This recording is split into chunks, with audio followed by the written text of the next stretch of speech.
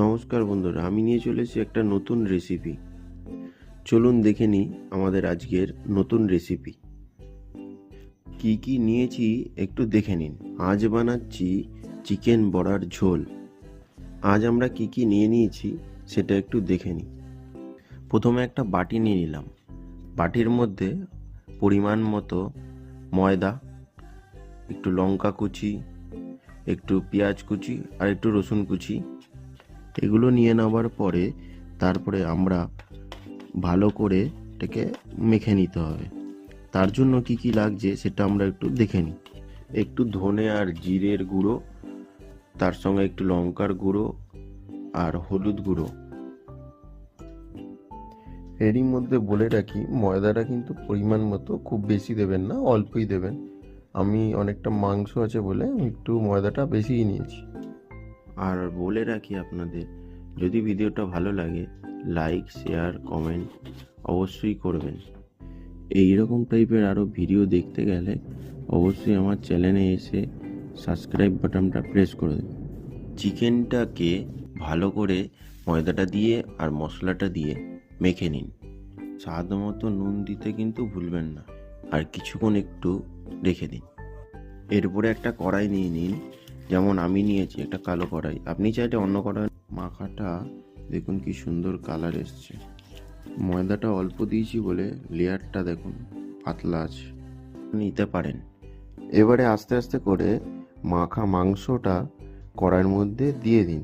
ছোট ছোট করেই দেবেন যাতে খেতে সুন্দর লাগে এবং ভালোও লাগে। একটা একটা করে বড়াগুলো কড়াইতে দিয়ে দিন।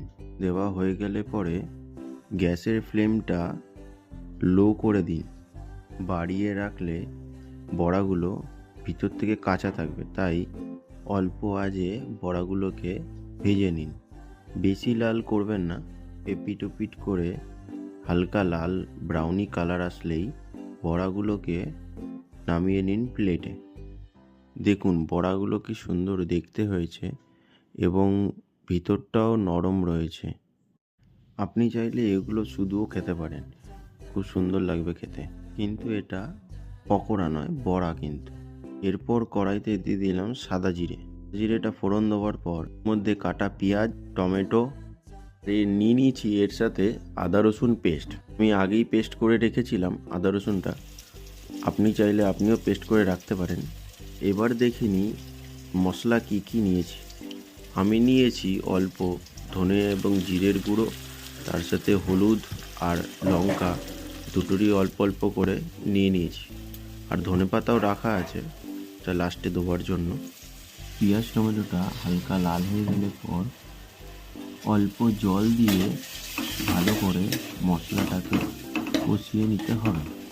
মশলাটা ভালো করে কষে গেলে ওর মধ্যে পরিমাণ মতো নুন দিয়ে দিতে হবে। মশলাটা লাল লাল হয়ে গেলে পর এরপর পেস্ট করা আদা রসুনটা কড়াইতে ঢেলে দিতে হবে। তারপর আমি যেমন আদা রসুন নিয়েছি পরিমাণ মতো, আপনারাও পরিমাণ মতো আদা রসুনটা নিয়ে নিন এবং কড়াইতে দিয়ে হালকা আঁচে ওটাকে নেড়ে চেড়ে নিন। কিছুক্ষণ নেড়ে নেওয়ার পর মশলা দিয়ে যখন তেল বেরোনো শুরু করবে তারপরে আপনি কড়াইতে দিয়ে দিন। আপনাদের পাশে রাখা বড়াগুলো এবার কড়াইতে দিয়ে দিন আস্তে আস্তে। দেখুন কড়াইতে কি সুন্দর কালার এসছে মশলাটা।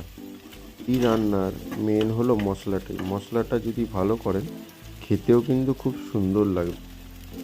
বড়াটার সাথে মশলাটা মাখো মাখো হয়ে গেলে পরে পরিমাণ মতো জল নিয়ে নিন। আপনারা চাইলে এর সাথে উষ্ণ গরম জলও নিতে পারেন আর ঠান্ডা জলও নিতে পারেন, বাট উষ্ণ গরম জলটা নিলে একটু বেশি ভালো। আমি আজ উষ্ণ গরম জলটা নিইনি, আমি আজকে নর্মাল জলই নিয়েছি। কড়াইতে জল দেওয়া হয়ে গেলে পরে এবারে মশলাটা দিয়ে ভালো করে নেড়ে চেড়ে নিন। আপনারা চাইলে বড়াটা পরেও দিতে পারেন, আগে জলটাকে ভালো করে মশলার সাথে ফুটিয়ে নিন, তারপরে দিতে পারেন। আমি জলটা আগে দিয়ে দিয়েছি তাতে কোনো অসুবিধা নেই। আপনারা চাইলে আপনারাও আগে দিতে পারেন অথবা পরেও দিতে পারেন, সেটা আপনাদের ইচ্ছে মতো। পর ঝোলটা ফুটে গেলে পরেই প্লেটে নামিয়ে সার্ভ করে নিন।